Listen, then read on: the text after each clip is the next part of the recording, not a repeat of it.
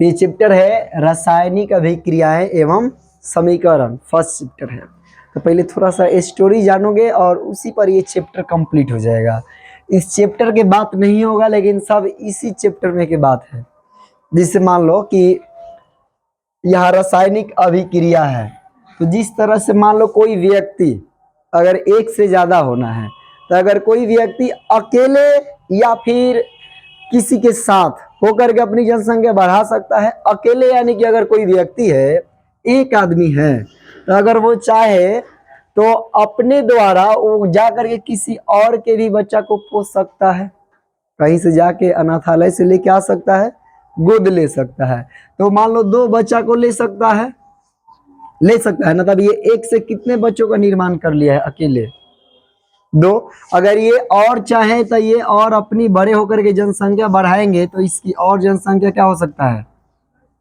बढ़ सकता है।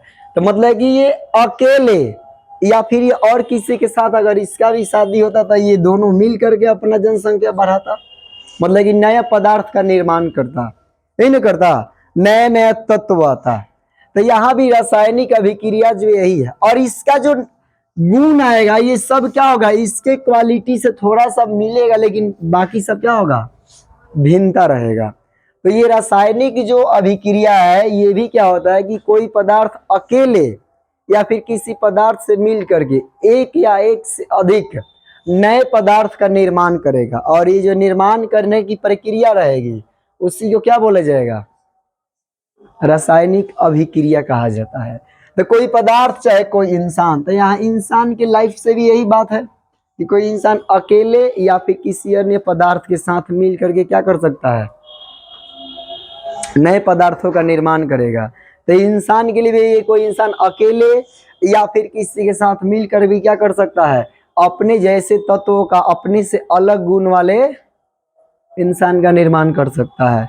तो यहाँ पदार्थ के लिए भी यही है कि जब कोई पदार्थ अकेले या फिर किसी अन्य पदार्थ के साथ मिल करके नए भिन्न गुण वाले तत्वों का निर्माण, एक या एक से अधिक पदार्थों का निर्माण करेगा, इस प्रक्रिया को क्या बोला जाएगा? रासायनिक अभिक्रिया कहा जाता है। लिख लो इसको। देखो यहाँ क्या है कि जब कोई पदार्थ अकेले या अन्य पदार्थ से मिलकर या फिर क्रिया करके भिन्न गुण वाले, मतलब अपने से अलग गुण वाले एक या एक से अधिक पदार्थ का जब निर्माण करेगा, तो इसके निर्माण करने की ये जो प्रक्रिया होगी उस प्रक्रिया को हम क्या कहेंगे? रासायनिक अभिक्रिया कहा जाता है। तब यह रासायनिक अभिक्रिया में क्या होगा कि कुछ पदार्थ मिल करके वो प्रक्रिया करेंगे और फिर प्रक्रिया करने के बाद कुछ नए पदार्थ का निर्माण होगा। तो जो पदार्थ मिल करके निर्माण करेंगे उसको क्या बोला जाएगा? उसको अभिकारक कहा जाएगा। मतलब जो पदार्थ मिल करके रासायनिक अभिक्रिया करते हैं तो उसको क्या बोलेंगे हम? अभिकारक बोलेंगे, यानी कि इसको रिएक्टेंट बोला जाता है। ठीक।